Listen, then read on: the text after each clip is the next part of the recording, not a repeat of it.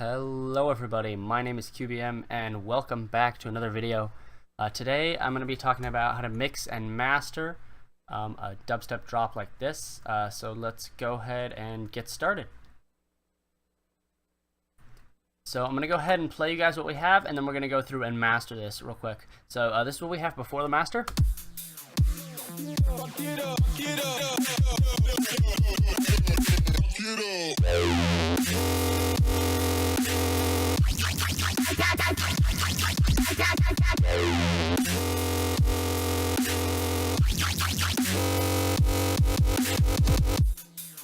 Okay, so we're not going to worry about any of the actual composition right now. It's just a basic build and then a basic drop. It's nothing fancy. We're not going to talk about any of the sound design. We're actually just going to focus on mixing and then what we're going to do on the master. So I'm going to go through and real quick talk about the basic mix. It's incredibly difficult to get a good master if you don't have a good mix beforehand. So let's talk about that and some of the basic stuff that I did. So as far as drums goes, this is a very simple breakdown, so this will be a little easier than most tracks, obviously, since all we have is, as far as drums, is a kick, a couple snare layers, and some hi-hats. We don't have any fills or anything like that, and for the rest of it, all we have is some vocals for the build-up and a riser, and then we have bass and sub-bass for the drop. So it's going to be quite an easy mix, but I still want to talk about some of the stuff that I did. So as far as drum processing, I just did some basic stuff on the kick, compression, the snare, just needed a little bit of EQing. I tried to move around 500 hertz in both, not fully, just take that down a little bit. And then there's a second layer to the snare here, so you can hear, this is the full snare, there's that there, and then a little clap under it, as well as in this hi-hat loop that I used. You can hear a little bit of a snare tail in there, so that kind of added on to the whole snare sound. And then for the crash that I have, and there's a secondary crash too. So those are pretty easy to mix in since those are just background effects. But really we're going to talk about the bass mixing right now. So as far as processing goes, I wanted to keep them all right now really loud since there's nothing else there to block it. We don't have any background effects in the drop. So sound design aside, we want to make sure we have our sub cut in all of these. Now under the basses, it goes into the sub cut, which actually cuts everything under about 150 hertz. But I still wanted to cut the sub on most of these anyway, just to make sure that there was nothing. Let's see, I didn't get to that one. Go ahead and do that now. Just to make sure that there was nothing down there before it went through the sub cut. I find that helps a lot with multiband compression, because if you cut the sub before you compress, you get a lot better of a feel out of it, in my opinion. And so processing wise, I went through and did multiband compression on the ones that I felt needed it. I think it was just the first one and the third one I did multiband compression on, and then the other ones I compressed with the Fruity Limiter, just very basic. I wanted to get them as loud as possible. Other than that, there was some distortion on one and a little bit of a reverb to add a little width to. Other than that, there wasn't very much post-processing. So before we move on to the master, one last thing. This is probably pretty obvious, but if anyone who's just starting production, obviously we have sidechain going on here. And if you don't know what sidechain is, it's essentially just the act of ducking other sounds out of the way when your main drum sounds hit. So you can see here this limiter, it ducks down every time the kick and the snare hit. If we pause it, those peaks right there, or inverse peaks rather, that would be the effect of the sidechain. So most people have it rigged up to actually go through with the routing of mixer channels. Everything goes through except for the drums. Everything goes through the sidechain channel, and then that gain is automated via this little curve right here, and then that gets triggered in every drum pattern. Sometimes I have a second curve, like curve B, that I do. Usually I do that in more ambient tracks where the snare is quite weak and soft, so I don't have to give it very much compression. This is how I prefer to do it. You can sidechain the more traditional, in quote, way if you want whatever works best for you, as long as you get a sound that you like. That's what the main takeaway from this is there's no real effective method that works for everything. It's just what you think sounds best. So now let's go ahead and get into the master. Now I'm going to be doing this with Ozone 5, but you can do this with most basic plugins. So like I'm going to be using EQ, stereo imaging, dynamics, and then the maximizer, and pretty much all that you can do with other plugins. I'm just choosing to do this in Ozone so I can keep it all within a few plugins. So now the first thing that I'm going to do is I'm going to turn on this mid-side equalizer here, and I'm going to solo the side so you can just hear the side channel. So I'm going to go ahead and high pass quite high. I'm going to do like around 450, 500 hertz. Now you can do a matching EQ as well, where Ozone will scan the EQ of another song and then apply that to your song to get a similar spectrum on there. But for the sake of this tutorial, we're just going to keep it more simple, just to show you some of the simple basic techniques. Next, I'm going to go through and go to dynamics. Now it's already split into 4 bands since it's a multi-band compressor, and we're just going to start at the bottom and work our way up. Now when you're mastering, you generally want to loop the most busy portion of your track, and even though the build-up is the more busy part, since there is a little bit more going on, really the focus of this loop is the drop, so we're going to loop that right now. So let's start with the sub frequencies, and we're going to find our lowest peaks and set our threshold to that. Now since pretty much the only thing that's down there is the low end of our kick drum and our sub, it's going to be real easy to mix. There's not going to be much to worry about there. So it should be quite easy, and we can compress this very hard. I'm going to set that to around 8 to 1. Then we can move up and do the same sort of thing.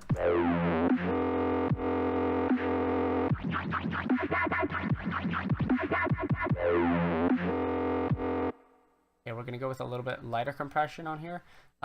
Really, since the drums and the bass were already compressed individually, there shouldn't be much we need to do in this section, since I've already gone through and done it individually, like I said. The next...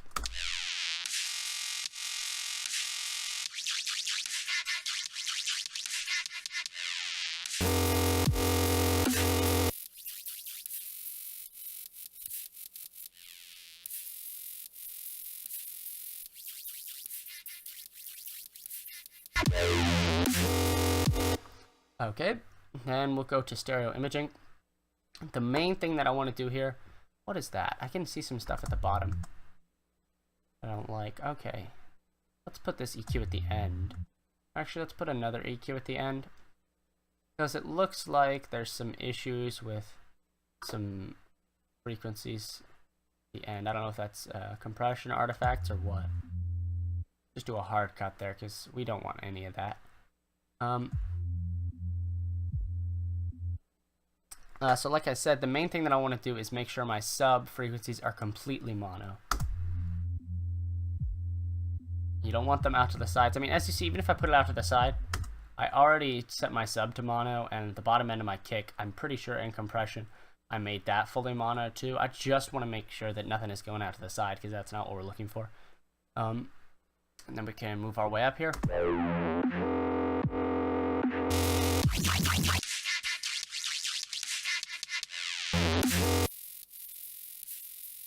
Now we're not looking for a ton of stereo width in this track, since it's dubstep and it's not really gonna have a ton of a wide field in the drop. But one thing we do want to do is check our mix in mono and see if there's any phasing issues and just see how it sounds.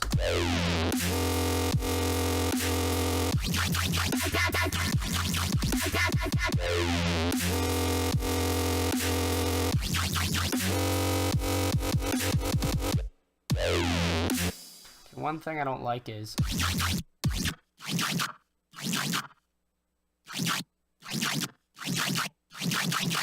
that's a little better. Okay, I'm not a big fan of that sound in general, but we're not really focusing on that. We're just trying to master.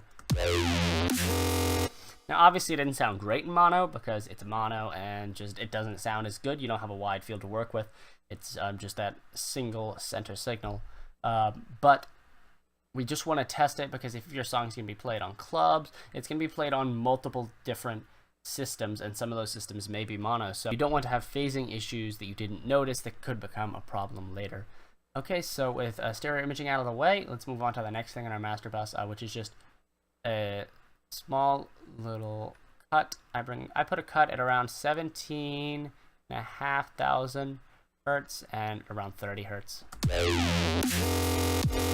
Really, because anything lower than that, anything lower than 30 hertz isn't going to be useful. It's just going to sound muddy and not really add anything to your mix. And anything above 17,500, most people can't hear that anyway. And if they can, again, it's not going to be adding anything to the song. It's going to be taking up file space, and it's going to be hurting people's ears if they can't hear. You could even cut a little bit lower than that, but that's just my preference. Now this part right here, I'm going to kind of skip through a little bit. I'm going to tell you what I'm doing, and then I'm going to fast forward. So I'm going to make a nice sharp peak right here, and I'm going to find frequencies that annoy me. And I'm going to just scan through. But what you want to do, you want to be careful, because pretty much any frequency loud enough soloed by itself isn't going to sound pleasant. We want to find frequencies that really are more annoying than the others. So if we scan through here, by the way, if you have your volume quite loud, you might want to turn it down, because this can be painful.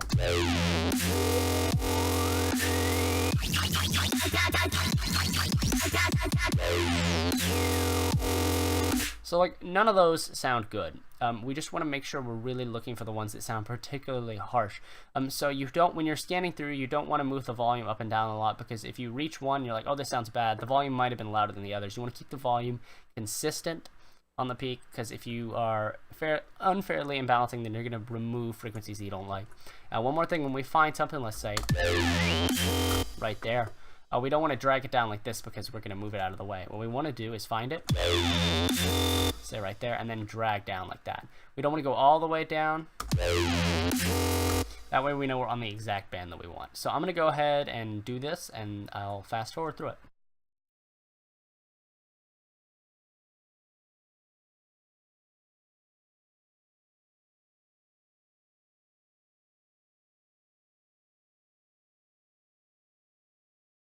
Okay, so that's that done. I'm going to go ahead and play that for you guys.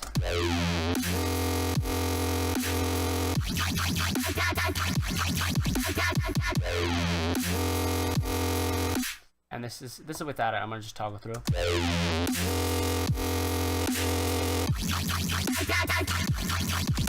You can really hear those painful frequencies there without the EQ on. So the last thing we're going to do is going to go on the maximizer here. So I saw a tip when using the maximizer from another channel. I don't remember the name of the channel. I'm going to have to link the video down there in the description. But he was talking about how you want to have the margin set to minus 0.3 decibels. And he said that some peaks will pass through. I'm assuming he was talking about intersample peaking. He didn't really go into a lot of detail there. But I've been doing this anyway, just in case. I don't know. I'm not very knowledgeable on the maximizer in particular. If anybody has any information on this, please feel free to share it down in the comments, and I will put an annotation if I was wrong or anything like that. I always want to make sure like I'm spreading correct information and not misinformation. So let's leave this at 4 for now. So I'm going to turn on transient recovery and stereo link mode, and then I'm going to select an IRC mode. Now generally I stick to one of these three. Generally the rule of thumb for me is the lower energy the track, the lower the mode I go for. If it's a high energy track, I'll pick a 2 or 3 mode. So I'm going to go with 2 for now.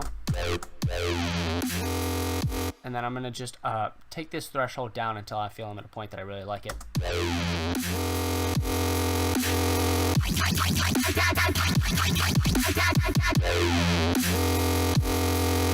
And then I can adjust the character as well. The character is kind of like the release time. So I'm going to have a fairly fast release time. Now I might even switch between the modes and see what I like best.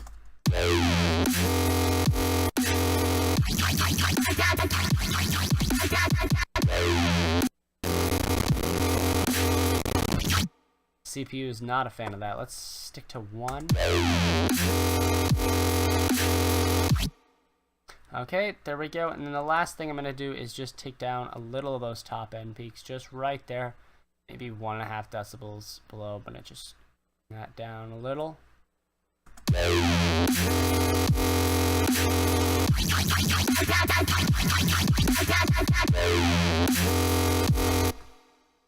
So there we have it. Our track has been mastered. I say track, it's really more of a loop, but we've finished it anyway, so I'm going to play the end result for you guys. Get up, get up, get